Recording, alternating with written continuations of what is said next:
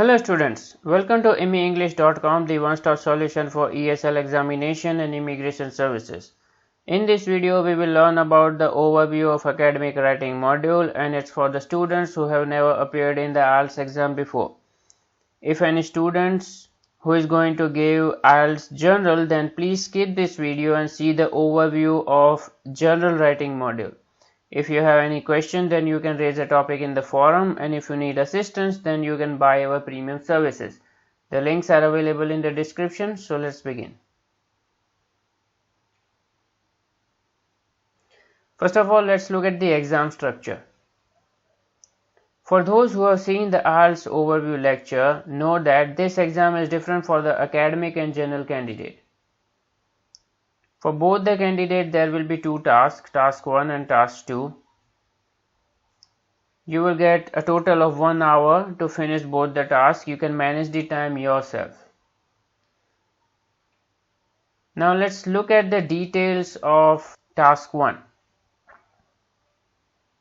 For academic student, the first task of IELTS writing module is describing a chart, table, map, diagram, figure, or anything that would relate to study or academic.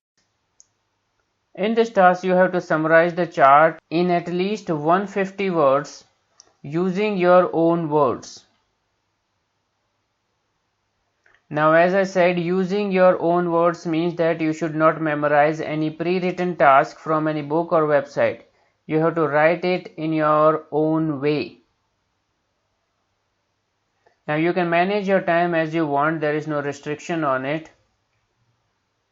But you should remember that this task weighs only 1/3 or 33% of the entire writing module. Therefore, you should also spend only 1/3 time on it. That means 20 minutes only. Now let's see task 2. In this task, you have to write an essay of at least 250 words or any given topic. Now, one important point is that you should not write a memorized essay from any book in the hope of getting good score. Write the essay in your own words, otherwise in severe cases, you can get a score of 0 as well. Be careful about it.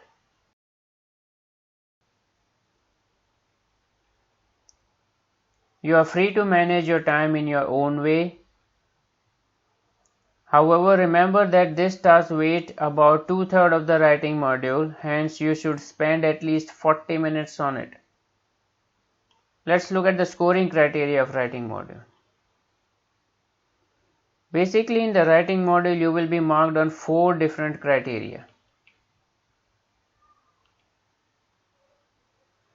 The first is task achievement for task 1 and task response for task 2. Both of them may sound different, but in short they mean the same, that you have to complete your task as per the instructions mentioned in the question paper. The second criteria is coherence and cohesion. I'll explain this when I will explain individual tasks in detail in a separate lecture. Don't worry about this. The third criteria is lexical resources or vocabulary. The fourth criteria is grammatical range and accuracy.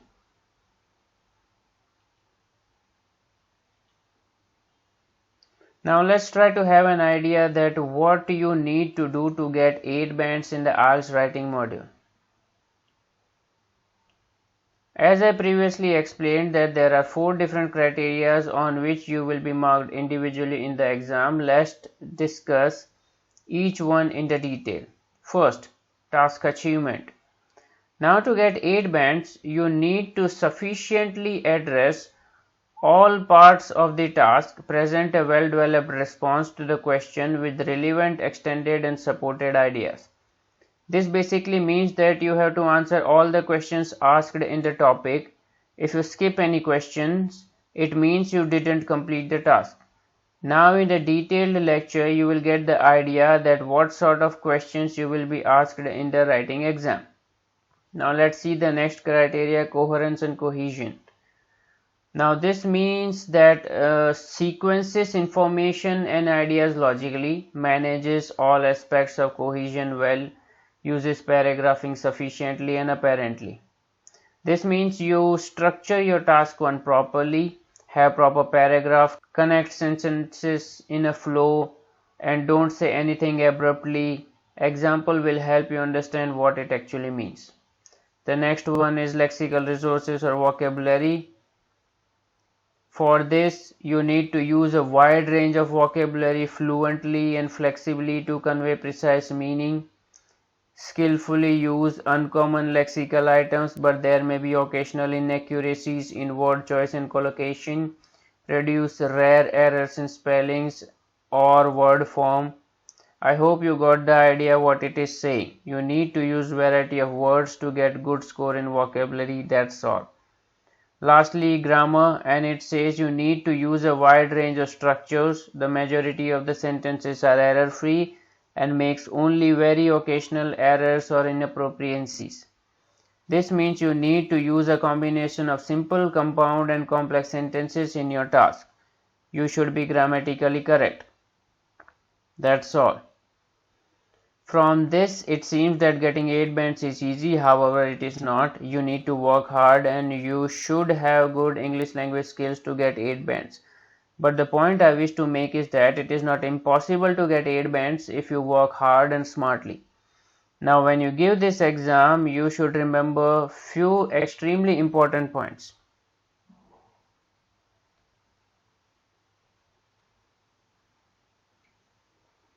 This is writing exam and you should know that spelling mistakes are not good for your marks and you won't have any assistance like you get on the mobile or computer to correct it.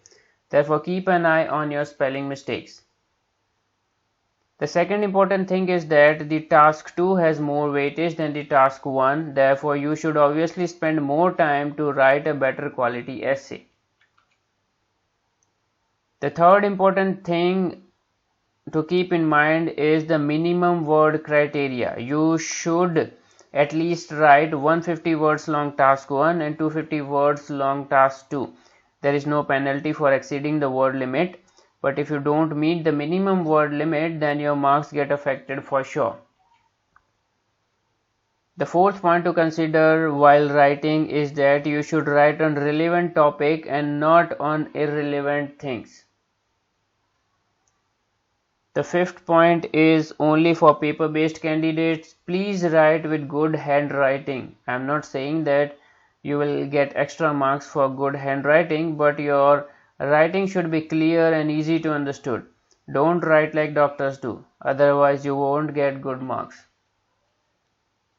And lastly, and the most important point, is not to memorize essay from any book. This is strictly prohibited in IELTS. You should write only in your own words. Now this brings us to the end of the Writing Academic overview video. I hope you have found this lecture informative. In the next video we will learn about Academic Task 1 in detail. If you like this video, then please like and subscribe our YouTube channel and support us to bring you quality content and tips. See you in the next video. Take care.